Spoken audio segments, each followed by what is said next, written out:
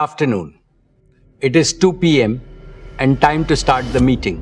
19 जून 2026 रिलायंस की 49वीं annual general meeting में Mukesh Ambani mic पर आते हैं। Welcome all of you to the 49th annual general meeting of the company. और कुछ ही घंटों बाद जियो प्लेटफॉर्म्स अपना DRHP यानी draft red herring prospectus SEBI के पास फाइल कर देता है। Let me tell you that the board of Jio Platforms has approved the draft red herring prospectus earlier today and it will be filed with SEBI today. ये document किसी भी IPO का सबसे पहला सबसे जरूरी कदम होता है और इसमें साफ लिखा है कि जियो प्लेटफॉर्म्स अपने इशू से जो पैसा जुटाएगी उसका सबसे बड़ा हिस्सा करीब 27,500 करोड़ रुपए सीधा एक ही काम में जाएगा, कर्ज चुकाने में। अब यहाँ आपके दिमाग में एक सीधी सी सोच आएगी, ठीक है, कंपनी पर कर्ज है, IPO से पैसा आएगा, कर्ज उतरेगा, बैलेंस शीट साफ होगी। बिल्कुल नॉर्मल लॉजिक लगता है ना? पर यही कहानी उलझनी शुरू होती है। DRHP में यही भी लिखा है कि जो लोन चुकाया जा रहा है वो अभी ड्यू ही नहीं है। ये 3 विदेशी करेंसी लोन हैं, ANZ, bank of America, Barclays, BNP पैराबस और सिटी बैंक जैसे बड़े इंटरनेशनल बैंकों से लिए गए और इनकी असली पेमेंट डेट है 2028, यानी अभी करीब 2 साल बाकी हैं। मतलब कंपनी किसी इमरजेंसी में नहीं है, किसी को समय पर पैसा न चुका पाने का डर नहीं है। फिर भी IPO के जरिए जुटाया गया ज्यादातर पैसा समय से 2 साल पहले इसी कर्ज को चुकाने में झोंका जा रहा है। तो सवाल यही रह जाता है अनसुलझा इस वीडियो की जान। अगर कर्ज चुकाने की कोई जल्दी नहीं थी तो फिर इतना बड़ा IPO इतनी जल्दी इतनी सफाई से क्यों लाया गया? और पैसा असल में जा किस मकसद के लिए रहा है अगर वजह सिर्फ कर्ज चुकाना इतनी सीधी नहीं है? इससे पहले कि हम इस पहेली को सुलझाएं, जरा स्केल समझ लीजिए, क्योंकि ये कोई छोटा मोटा IPO नहीं है। जियो प्लेटफॉर्म्स का प्रस्तावित इशू है 27 करोड़ नए शेयर, पूरी तरह फ्रेश इशू, यानी कोई पुराना शेयर होल्डर अपना हिस्सा नहीं बेच रहा, हर नया शेयर सीधा कंपनी बना रही है। मीडिया रिपोर्ट्स के मुताबिक इस इशू का कुल साइज करीब 37,700 करोड़ रुपए के आसपास बताया जा रहा है।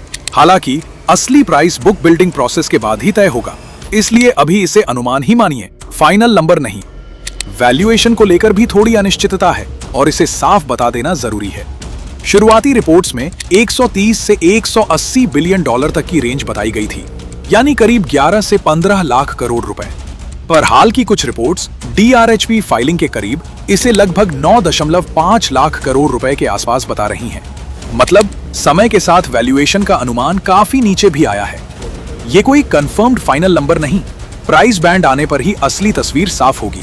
पर इतना तय है, अगर ये लिस्ट होता है तो ये इंडिया के इतिहास का सबसे बड़ा IPO होगा, Hyundai मोटर इंडिया के पिछले रिकॉर्ड को पीछे छोड़ते हुए। तो इस केस स्टडी में हम 5 चीजें खोलेंगे एक एक करके। पहला, कंपनी ने अपने पुराने प्लान से हटकर आखिरी वक्त पर पूरा इशू सिर्फ फ्रेश इशू क्यों रखा, जबकि पहले पुराने इन्वेस्टर्स के हिस्सा बेचने का प्लान भी टेबल पर था। दूसरा, कर्ज चुकाने की जल्दी असल में क्यों है अगर पैसे की कोई तंगी नहीं है। तीसरा, DRHP के रिस्क फैक्टर सेक्शन में ऐसा क्या छुपा है जो ये बताता है कि जियो जितना दिखता है उतना पूरी तरह उसका अपना नहीं है। चौथा, कंपनी अपने सबसे बड़े कॉम्पिटिटर एयरटेल से हर यूजर पर कम पैसा क्यों कमाती है और इसका इस पूरे IPO से क्या रिश्ता है। और पांचवा, इस IPO का असर सिर्फ जियो तक सीमित है या इसने पूरे इंडियन मार्केट के नियम भी बदल दिए हैं। चलिए शुरुआत वहां से करते हैं जहां से असली कहानी शुरू होती है, 2020 से। 2020 में कोविड के बीचों बीच जियो प्लेटफॉर्म्स ने कुछ महीनों के अंदर दुनिया की कुछ सबसे बड़ी टेक और इन्वेस्टमेंट कंपनियों से 1.5 लाख करोड़ रुपए से ज्यादा जुटाए। इसमें मेटा, तब फेसबुक, गूगल, सऊदी अरब का Public Investment Fund KKR, Silver Lake, Vista Equity Partners, Mubadala, General Atlantic, Abu Dhabi Investment Authority और TPG जैसे नाम शामिल थे। ये कोई छोटी बात नहीं थी। दुनिया की टॉप टेक और प्राइवेट इक्विटी फर्मों ने एक साथ इतनी जल्दी एक इंडियन कंपनी में इतना पैसा लगाया, ये अपने आप में एक रिकॉर्ड था। पर यहाँ एक बात समझनी जरूरी है जो अक्सर नजरअंदाज हो जाती है। जब कोई बड़ा इन्वेस्टर किसी प्राइवेट कंपनी में इतना पैसा लगाता है तो उसके साथ एक अनकहा या कई बार लिखा हुआ समझौता होता है किसी न किसी दिन इस इन्वेस्टमेंट से बाहर निकलने का यानी एग्जिट का एक रास्ता जरूर मिलेगा। ज्यादातर मामलों में वो रास्ता होता है कंपनी का पब्लिक लिस्ट होना। DRHP में एक बहुत दिलचस्प डिटेल है जो इस बात की पुष्टि करती है। मेटा और गूगल के साथ हुए शेयर होल्डर अग्रीमेंट्स में एक क्लॉज है जो कहता है कि लिस्टिंग होते ही ये खास अग्रीमेंट्स अपने आप खत्म हो जाएंगे। यानी लिस्टिंग सिर्फ रिलायंस या रिटेल इन्वेस्टर्स के लिए नहीं, 2020 में पैसा लगाने वाले उन बड़े ग्लोबल इन्वेस्टर्स के लिए भी एक तय पड़ाव है जिसका इंतजार वो सालों से कर रहे थे। अब यहां से कहानी में पहला असली मोड़ आता है। शुरुआत में जियो के IPO का जो स्ट्रक्चर प्लान किया गया था वो फ्रेश इशू नहीं था, वो था OFS यानी ऑफर फॉर सेल। मतलब कंपनी नए शेयर बनाकर नहीं बल्कि पुराने इन्वेस्टर्स अपने हिस्से का कुछ हिस्सा बेचकर मार्केट को शेयर देंगे। ये लॉजिकल भी था। जिन इन्वेस्टर्स ने 2020 में पैसा लगाया था उन्हें 6 साल हो चुके थे इंतजार करते करते। वो अपना कुछ हिस्सा कैश करना चाहते थे। ये कोई अनोखी बात नहीं। पर मई 2026 के आसपास की रिपोर्ट्स बताती हैं कि रिलायंस ने यह प्लान बदल दिया और वजह थी वैल्यूएशन को लेकर मतभेद। यानी कंपनी और उसके मौजूदा इन्वेस्टर्स इस बात पर सहमत नहीं हो पाए कि शेयर किस कीमत पर बेचे जाएं। जब यह सहमति नहीं बनी तो पूरा इशू 100% फ्रेश इशू में बदल दिया गया। यानी अब कोई भी पुराना इन्वेस्टर, चाहे मेटा हो, गूगल हो या कोई और सॉवरेन फंड, अपना एक भी शेयर इस IPO के जरिए नहीं बेच रहा। इसे समझने के लिए एक आसान उदाहरण लीजिए। मान लीजिए आप और आपका पार्टनर मिलकर एक घर बेचना चाहते हैं, पर कीमत पर सहमति नहीं बन रही। आप ज्यादा मांग रहे हैं, खरीदार कम दे रहा है। ऐसे में एक आसान रास्ता यह है कि फिलहाल घर न बेचा जाए, बल्कि उसके बगल में एक नया घर बनाकर बेचा जाए, ताकि पुराने घर की कीमत को लेकर विवाद टाला जा सके और नया पैसा भी आ जाए। जियो ने कुछ ऐसा ही किया। पुराना स्टेक बेचने के झगड़े में पड़ने की बजाय सीधा नया कैपिटल बना दिया। अब इसी दौरान एक रेगुलेटरी बदलाव हुआ जिसे समझना जरूरी है बिना किसी साजिश की थ्योरी बनाए। सितंबर 2025 में सेबी के बोर्ड ने एक नया नियम मंजूर किया। पुराना नियम था कि किसी भी कंपनी को पब्लिक लिस्ट होने के लिए कम से कम 5% से 25% तक हिस्सा पब्लिक को बेचना जरूरी था, कंपनी के साइज के हिसाब से। नए नियम में जिन कंपनियों की post issue valuation 5 lakh crore रुपए से ज्यादा है, उनके लिए यह न्यूनतम सीमा घटाकर 2.5% कर दी गई। यह जरूरी है साफ करना, यह कोई जियो स्पेसिफिक नियम नहीं था। यह नियम हर उस मेगा कैप कंपनी पर लागू होता है जो 5 लाख करोड़ रुपए से ऊपर वैल्यू की हो। इसी नियम का फायदा बाद में NSE जैसी दूसरी बड़ी कंपनी को भी मिला, जिसने कुछ ही दिनों बाद अपना DRHP फाइल किया। तो ये एक सिस्टम वाइड बदलाव था जिसका फायदा जियो को जरूर मिला, क्योंकि इसकी टाइमिंग ठीक उस वक्त हुई जब जियो अपनी लिस्टिंग की प्लानिंग कर रहा था। पर इसे सिर्फ जियो के लिए बनाया गया नियम कहना गलत होगा। फिर भी इस नियम का असली मतलब समझिए। अगर पहले वाला 5% वाला नियम लागू रहता तो 9 से 15 लाख करोड़ रुपए की वैल्यूएशन पर कंपनी को कम से कम दुगना बड़ा इशू लाना पड़ता, यानी करीब 70,000 करोड़ रुपए या उससे ज्यादा। इतना बड़ा इशू भारतीय मार्केट के लिए पचाना कहीं ज्यादा मुश्किल होता और रिलायंस की मौजूदा ओनरशिप में भी बड़ी गिरावट आती। 2.5% के नए नियम ने इशू को छोटा, ज्यादा मैनेजेबल और प्रमोटर फ्रेंडली बना दिया। जब स्ट्रक्चर तय हो गया तो अगला काम था इसे एग्जीक्यूट करना। जियो प्लेटफॉर्म्स ने इस IPO के लिए 19 बुक रनिंग लीड मैनेजर्स नियुक्त किए, जिसमें मॉर्गन स्टैनली, गोल्डमैन सैक्स, JP Morgan, Kotak Mahindra Capital, BofA Securities जैसे दुनिया के सबसे बड़े इन्वेस्टमेंट बैंक शामिल हैं। 19 बैंकों की टीम, ये किसी नॉर्मल IPO के लिए बहुत बड़ी संख्या है। ज्यादातर IPO में 3 से 6 बैंक काफी होते हैं। इतनी बड़ी टीम रखने का मतलब है कंपनी दुनिया भर के हर बड़े इन्वेस्टर पूल तक पहुंचना चाहती है, चाहे वो अमेरिका का हो, मिडिल ईस्ट का हो या इंडिया का घरेलू इन्वेस्टर हो। इतना बड़ा इश्यू अकेले किसी एक या 2 बैंक के भरोसे नहीं बेचा जा सकता। इसे पूरी ग्लोबल फाइनेंशियल मशीनरी की जरूरत होती है। अब वापस चलते हैं उस मूल सवाल पर जहां से हमने शुरुआत की थी।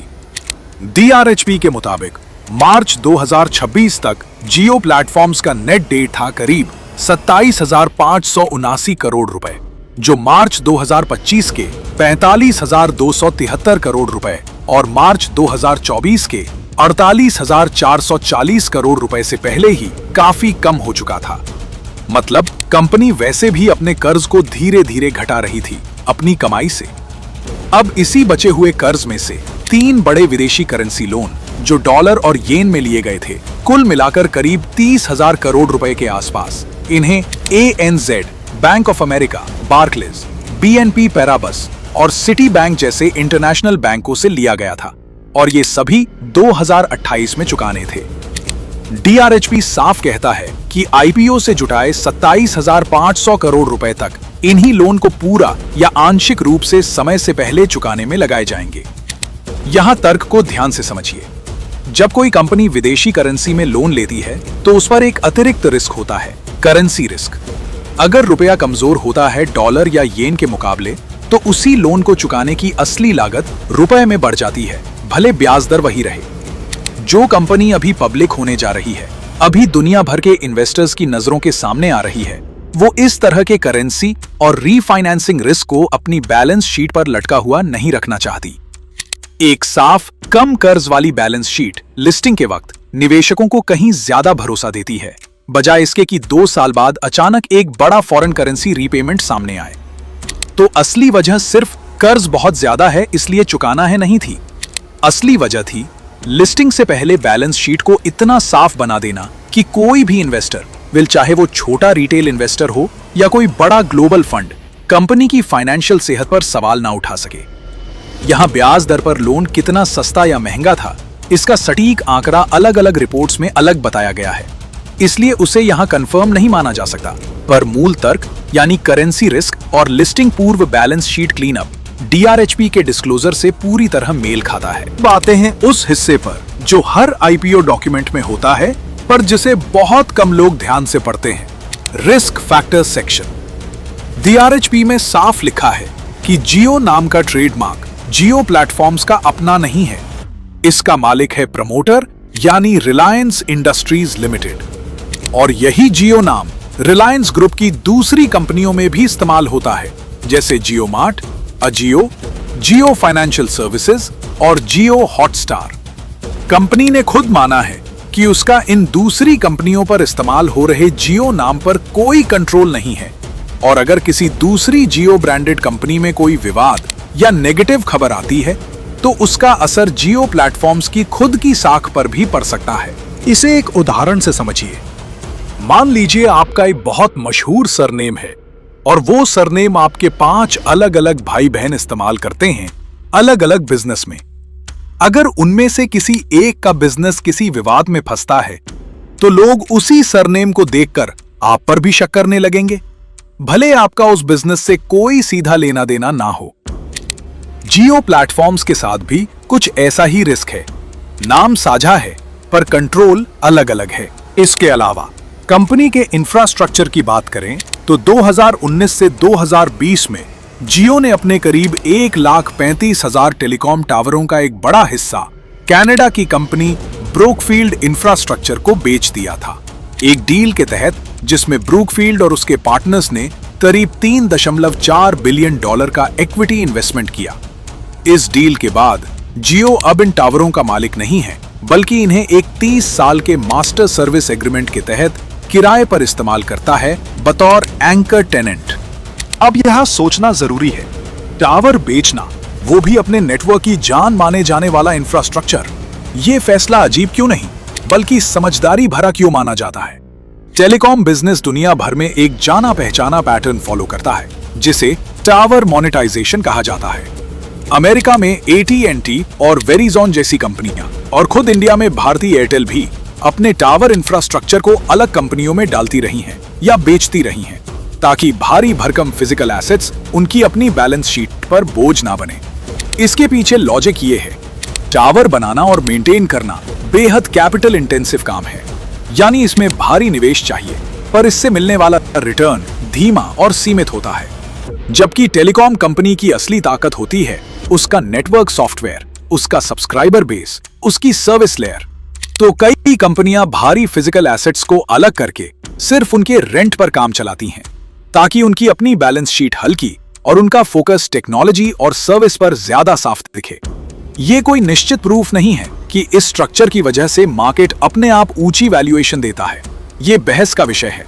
अलग अलग एनालिस्ट अलग राय रखते हैं, पर इतना जरूर सच है कि जब कोई कंपनी भारी फिजिकल एसेट्स बैलेंस शीट पर नहीं रखती तो उसे मार्केट अक्सर एक ज्यादा asset light technology focused company की तरह देखता है, बजाय एक पारंपरिक इंफ्रास्ट्रक्चर कंपनी के। और ये फर्क वैल्यूएशन की भाषा में काफी बड़ा हो सकता है।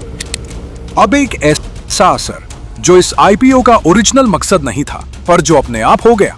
जब सितंबर 2025 में सेबी ने 2.5% वाला रूल पास किया, तो उसका फायदा सिर्फ जियो तक सीमित नहीं रहा। कुछ ही हफ्तों बाद एनएसई यानी नेशनल स्टॉक एक्सचेंज खुद, जो दशकों से लिस्ट होने से बचता रहा था, उसने भी अपना डीआरएचपी फाइल कर दिया। दोनों बड़े इशू लगभग एक ही समय पर मार्केट में आने की तैयारी में हैं। मतलब एक नियम जो एक कंपनी के लिए रास्ता आसान करने के मकसद से बना था, या कम से कम जिसकी टाइमिंग उसी से जुड़ी थी, उसने पूरे इंडियन कैपिटल मार्केट में मेगा कैप लिस्टिंग का एक नया दरवाजा खोल दिया। ऐसी कंपनियां जो पहले बहुत बड़ा इशू लाना पड़ेगा सोचकर लिस्टिंग टालती थी, अब कम डाइल्यूशन में भी लिस्ट हो सकती हैं। दूसरा साइड इफेक्ट रिलायंस इंडस्ट्रीज के अपने शेयर पर पड़ने वाला असर है। अभी तक अगर किसी इन्वेस्टर को जियो में एक्सपोजर चाहिए था तो उसे पूरी रिलायंस इंडस्ट्रीज खरीदनी पड़ती थी, यानी तेल रिफाइनिंग, रिटेल, एनर्जी, सब कुछ एक साथ। मार्केट में एक जाना माना सिद्धांत है जिसे होल्डिंग कंपनी डिस्काउंट कहा जाता है, यानी जब एक कंपनी कई अलग अलग बिजनेस को अपने अंदर समेटे रहती है तो मार्केट अक्सर उसे उसके हर हिस्से की जोड़ी हुई वैल्यू से कम कीमत देता है, क्योंकि निवेशक शुद्ध फोकस्ड एक्सपोजर पसंद करते हैं। जियो की अलग लिस्टिंग के बाद इन्वेस्टर्स के पास पहली बार सीधा फोकस्ड जियो एक्सपोजर लेने का रास्ता खुलेगा, और इसका मतलब हो सकता है कि रिलायंस इंडस्ट्रीज पर लगा वो होल्डिंग कंपनी डिस्काउंट कम हो, या ये भी मुमकिन है कि जियो के अलग होने से बचे हुए रिलायंस बिजनेस यानी तेल, रिटेल वगैरह का वैल्यूएशन नए सिरे से और कम अट्रैक्टिव तरीके से देखा जाए। दोनों ही मुमकिन है, और अभी ये साफ तौर पर नहीं कहा जा सकता कि कौन सा असर हावी रहेगा। तो वापस चलते हैं उस शुरुआती पहेली पर। कर्ज जो अभी ड्यू नहीं था, उसे इतनी जल्दी, इतनी प्राथमिकता से क्यों चुकाया जा रहा है? अब जवाब पूरी तरह साफ है, और वो सिर्फ एक वजह नहीं, 3 वजहों का मेल है। पहला, 2020 के इन्वेस्टर्स को एक तय एग्जिट पॉइंट देना जो लिस्टिंग होते ही उनके पुराने एग्रीमेंट्स को अपने आप खत्म कर देगा। दूसरा, दुनिया के सामने एक ऐसी बैलेंस शीट पेश करना जिसमें कोई विदेशी करेंसी रिस्क, कोई भारी रीफाइनेंसिंग बोझ लटका हुआ ना दिखे, ताकि लिस्टिंग के पहले दिन से ही इन्वेस्टर्स का भरोसा मजबूत रहे। और तीसरा, सालों पहले टावर और इंफ्रास्ट्रक्चर को बैलेंस शीट से बाहर करके अभी लिस्टिंग के वक्त एक हल्की टेक्नोलॉजी फोकस्ड कंपनी की तस्वीर पेश करना, कर्ज भारी इंफ्रास्ट्रक्चर कंपनी की नहीं। इसे एक आसान एनालॉजी से समझिए। सोचिए आप अपना घर बेचने वाले हैं, और बेचने से ठीक पहले आप घर की सारी पुरानी टूटी हुई ईएमआई वाली गाड़ियां किसी को वापस कर देते हैं, चाहे उनकी किस्त अभी बाकी क्यों ना हो, और घर को सिर्फ खाली साफ सुथरा दिखाते हैं। खरीदार को घर आकर्षक लगता है क्योंकि उसे कोई पुराना बोझ नजर नहीं आता। जियो ने अपनी बैलेंस शीट के साथ लिस्टिंग से पहले ठीक यही किया है। हार्ड नंबर के तौर पर याद रखिए, कंपनी का एबिडा मार्जिन FY26 में रहा करीब 51.9%, यानी हर 100 रुपए की कमाई में से करीब 52 रुपए ऑपरेटिंग प्रॉफिट में बदल गया। और रेवेन्यू FY24 के 1,09,558 करोड़ रुपए से बढ़कर FY26 में 1,46,885 करोड़ रुपए पहुंच गया, यानी 2 साल में करीब 34% की ग्रोथ। चलिए अब पूरी इकोनॉमिक्स तस्वीर को एक जगह रखते हैं। रेवेन्यू के मामले में जियो प्लेटफॉर्म्स 3 साल में लगातार बढ़ा है। FY24 में 1,09,558 करोड़ रुपए, FY25 में 1,28,218 करोड़ रुपए, और FY26 में 1,46,885 करोड़ रुपए, यानी हर साल डबल डिजिट ग्रोथ बिना किसी बड़े उतार चढ़ाव के। डेट के मामले में कंपनी का नेट डेट मार्च 2024 के 48,440 करोड़ रुपए से घटकर मार्च 2026 तक 27,579 करोड़ रुपए रह गया, यानी 2 साल में करीब 43% की कमी। यहां तक कि आईपीओ का पैसा आने से पहले ही। आईपीओ के बाद अगर पूरे 27,500 करोड़ रुपए का प्री पेमेंट हो जाता है तो कंपनी का विदेशी करेंसी कर्ज लगभग खत्म हो जाएगा। शेयर होल्डिंग की बात करें तो आईपीओ से पहले रिलायंस इंडस्ट्रीज खुद जियो प्लेटफॉर्म्स में 66.43% हिस्सेदारी रखती है, यानी बहुमत नियंत्रण साफ तौर पर प्रमोटर के पास है। मेटा की जादू होल्डिंग्स के पास 9.98%, गूगल इंटरनेशनल के पास 7.73% और बाकी सॉवरेन फंड्स व प्राइवेट इक्विटी फर्म्स के पास 1% से 2.5% के बीच अलग अलग हिस्सेदारी है। टॉप 10 शेयर होल्डर्स मिलाकर कंपनी का करीब 97.32% हिस्सा रखते हैं, यानी शेयर होल्डिंग बेहद कॉन्सेंट्रेटेड है, बहुत बिखरी हुई नहीं। ग्रोथ के अगले चरण की बात करें तो कंपनी ने खुद बताया है कि उसने अब तक ग्लोबल स्तर पर 6,817 पेटेंट एप्लीकेशन फाइल किए हैं और वो 6G AI driven network automation Jio Brain के जरिए और क्लाउड नेटिव प्लेटफॉर्म्स में लगातार निवेश कर रही है, यानी बचा हुआ IPO पैसा कर्ज चुकाने के अलावा इन्हीं भविष्य की टेक्नोलॉजी में जाएगा। तो अगली बार जब कोई बड़ी कंपनी कहे कि हम कर्ज चुकाने के लिए पैसा जुटा रहे हैं, तो एक सेकंड रुककर पूछिएगा, कर्ज ड्यू कब है और उसे अभी क्यों चुकाया जा रहा है?